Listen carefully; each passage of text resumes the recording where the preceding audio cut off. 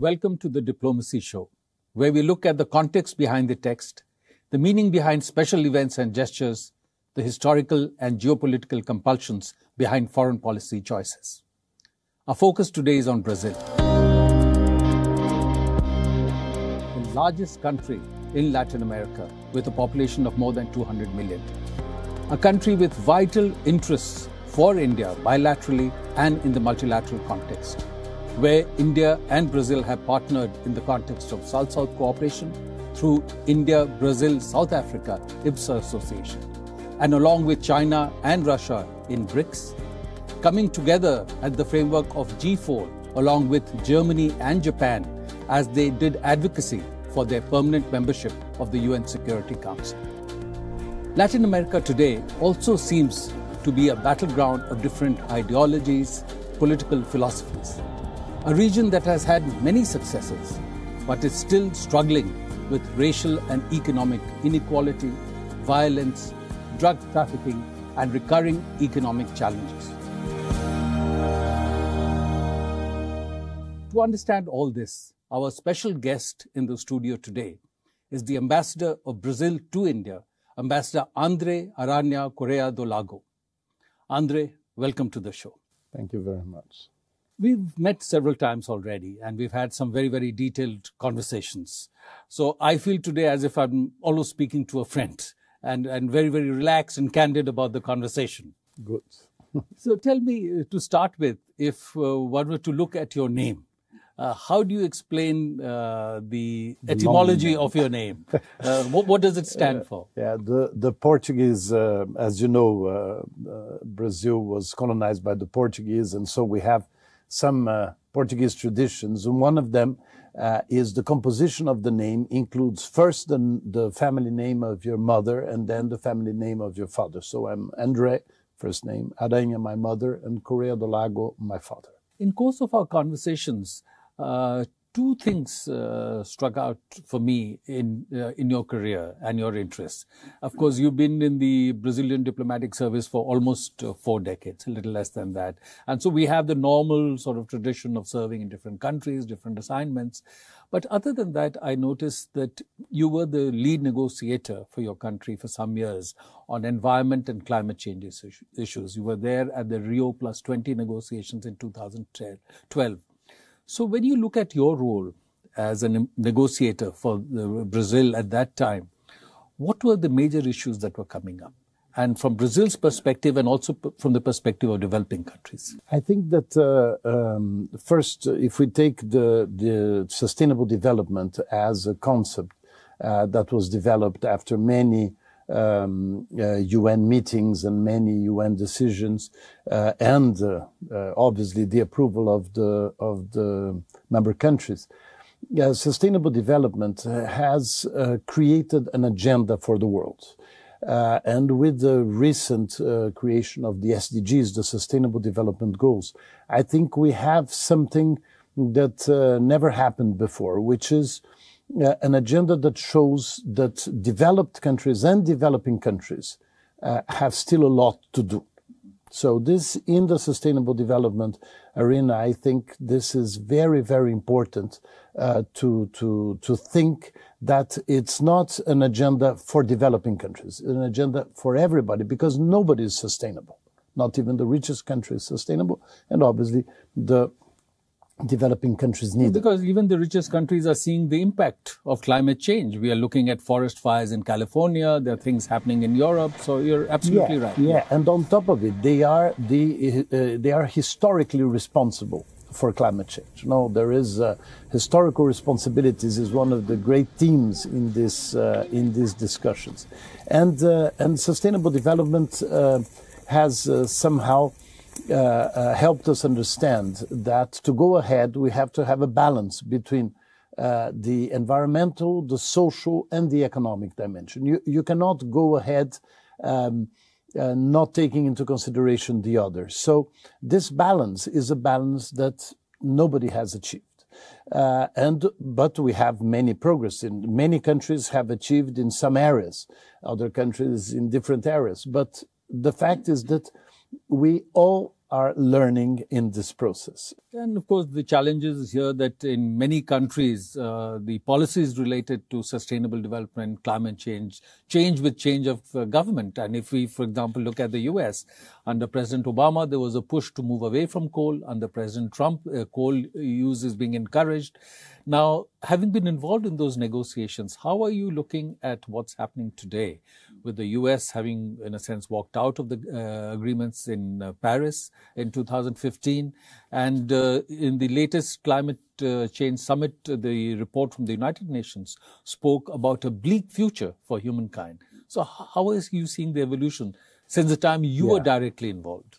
Yeah, I think that we have to remember that, for instance, in the case of the United States, is that the central government may have decided to be significantly less involved in the negotiations, but an enormous percentage of business has accepted this agenda and is pursuing this agenda. Many local governments, many states in the United States are pushing forward policies that are totally following the logic of the combat against climate change and also sustainable development. So it's true that central governments have an enormous influence. There is no doubt about it. But I think that once you convince your society, and once the society is involved, I think we may have some answers from countries that can be more or less reluctant. But if their societies are not reluctant, we can have very interesting answers.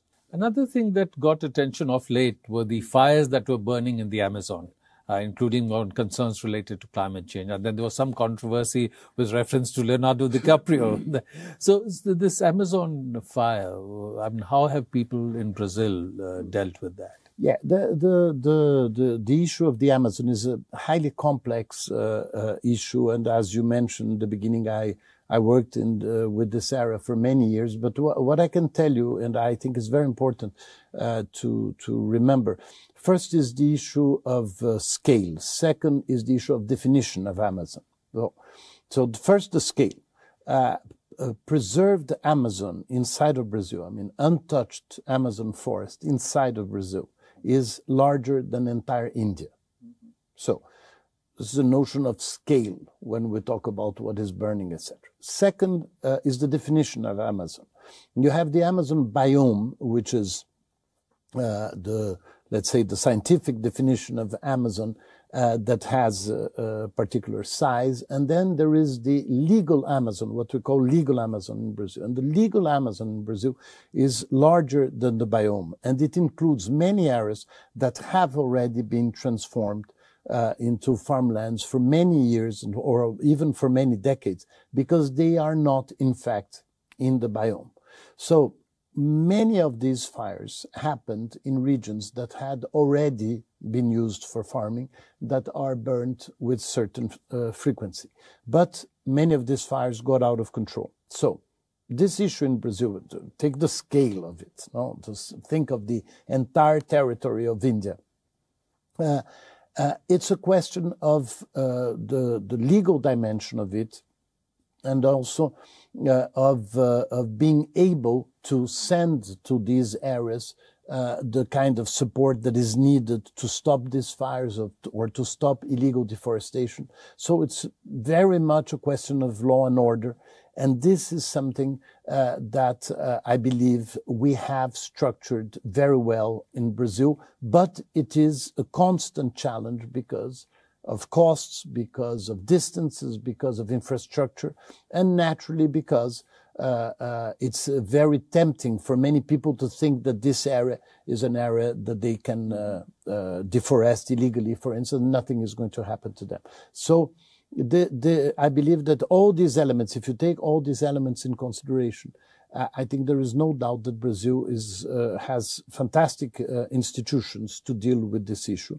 But this was a crisis, and this crisis is being dealt with the conditions that are existent. Well, we all hope that Brazil is able to handle it successfully, because I think much rides on that, because it's a very important carbon sink for the whole world, and of course important for Brazil, the region, and globally. Another aspect that had stood out for me in terms of your experience has been related to architecture.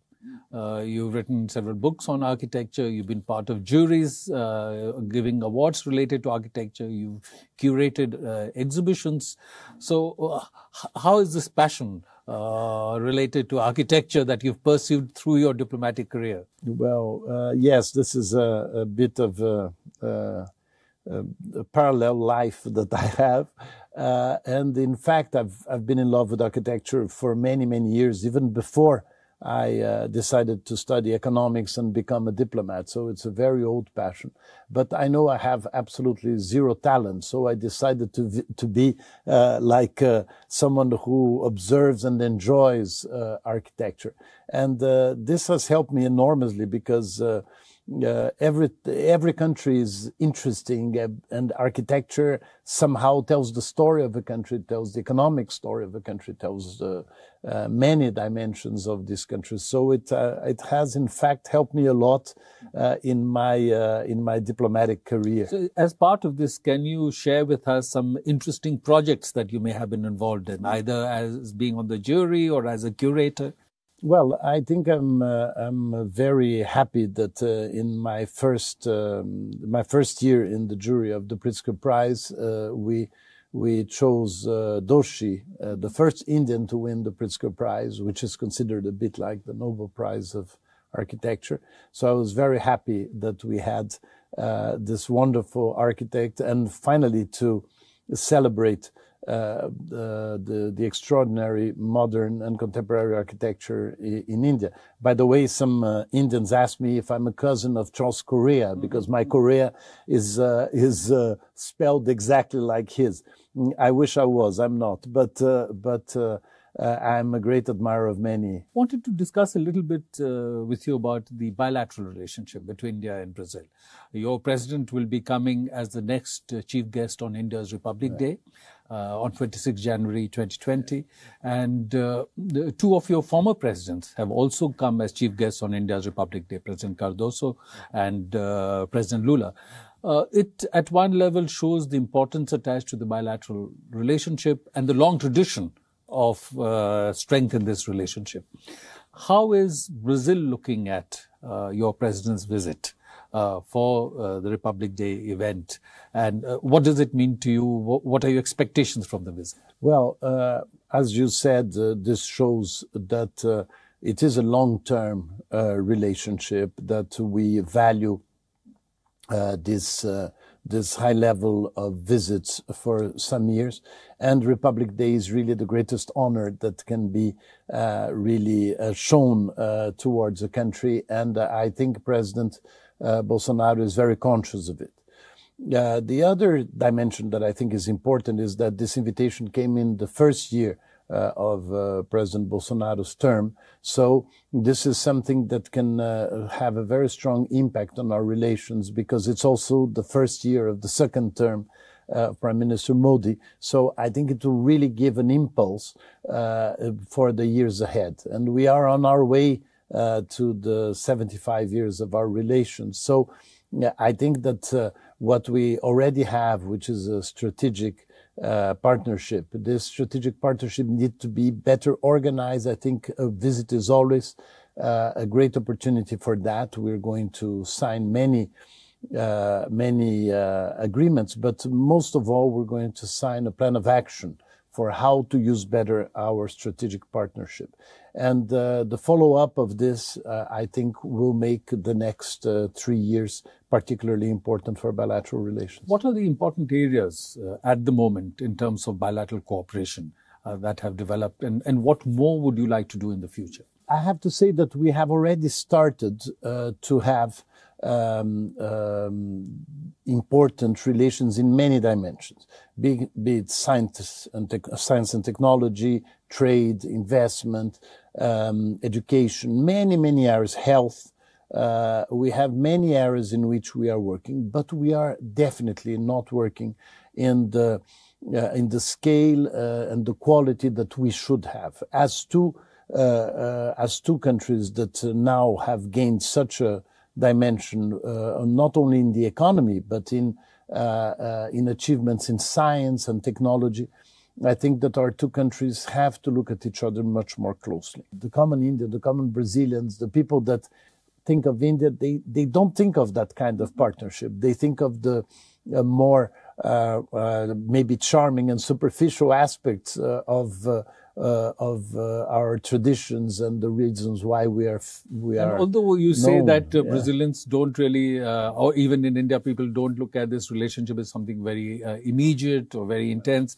At the same time, from reports I have seen, there's been a telenovela in Brazil, Caminho das Índias, which had hundreds of episodes and was built on an Indian theme. And so, how did that play out in Brazil? Yeah, I think this is this cultural knowledge of really how is life in our countries. This is very distant from our populations. I mean, our populations have a very superficial and distant idea on how we live, for instance. And Caminho das Índias was extremely important because not only it was a big success, but it was also a critical success, but it opened the eyes for many Brazilians on what India is. By the way, it stimulated tourism. Many Brazilians are coming to India inspired by the images that they have seen and the experiences that they have seen. And we should do the same thing in Brazil. Many people tell me we have to have an important Bollywood movie filmed in Brazil that can have a similar impact here in India. Yoga seems to have some popularity in Brazil, but here, do you find that Brazilian Samba, football, the Rio Carnival, is there an awareness of that? I don't feel there is a significant awareness. I think that when you mention Brazil and when I'm introduced as the Brazilian ambassador, people always have a very positive reaction, a very a nice reaction, because they know obviously football is probably our element of soft power that is more recognized internationally. But for instance, Brazilian music in India is very little known. There's a lot to do about that. And the same thing about India. I mean, when you ask a Brazilian about India, he's going to say many positive things, but very few are contemporary things. Very few. A lot more work needs to be done. Lots. Now, as part of South-South cooperation, one of the things that have been attempted by both countries is India, Brazil, South Africa cooperation. Yeah. Because, again, among the reasons why there is not enough understanding is perhaps the distance, the connectivity, other linkages. What has IBSA and its process meant for Brazil? I think that IBSA, and you mentioned other mechanisms, I think IBSA really represents a very natural South-South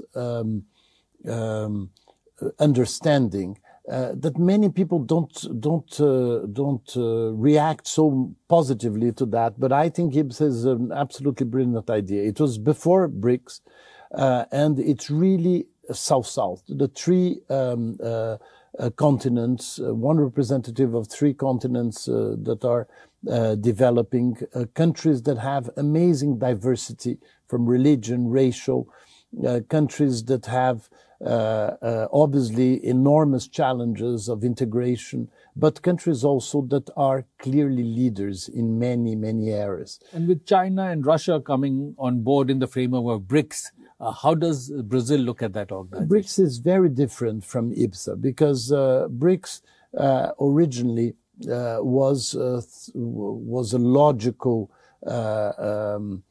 understanding between countries that were not recognized in the structure of international economic debates, mostly, obviously, the World Bank and the IMF. And these countries were not recognized by the importance that they really had in the new economy. And so they started to get together to discuss this. It has evolved. It has become a very much more political group, but that is really a different spirit than the IBSA. IBSA is much more cooperation, is much more something related to the characteristics of our society. The G4 with Japan and Germany, how has Brazil looked at that process? Yes, you see, for instance, in BRICS, we have two permanent members of the Security Council in BRICS. So this makes, obviously, we agree, the BRICS, that the international economic institutions are unfair, but obviously China and Russia, since they are in the Security Council, they have a completely different view than the G4 about that. The G4 is, I think, is again something that is very obvious and has to be supported, because there is no doubt that if there is a reform of the Security Council, these four countries have to be inside. So we will never, nobody will ever agree on what is the perfect reform of the Security Council, and that's why it's taking so long. But I think that the important fact is that the G4 is always reminding everybody that these are natural and obvious countries. Brazil went through some difficult times recently, and yet it handled major events like the Olympics. How do you explain that? I think that we have an amazing society. We have a very dynamic population. We have incredible culture. We have incredible dynamism and creativity in our country. And it's true, we went through difficult moments because we had 2 years of recession. We had years of slow growth. We had an impeachment. We had an election. But all these things happened in an extraordinarily peaceful way. Why? Because the society is very mature and democracy in Brazil is very mature. I think this is what the conclusion that we can reach, Brazilians, even if we're not satisfied with one thing or another. We have to admit that our institutions, our democracy, they are working in a very satisfactory way, because you have full liberty, people are expressing their opinion. So it continues to be a fascinating society. So, Andre, wanted to thank you for joining the show. It's, I think, a very, very interesting discussion with your interest in climate change, sustainable development issues, architecture, and, of course, the important areas for bilateral cooperation, as well as the challenges that Latin America is going through. So, thank you for joining the show. Thank you very much.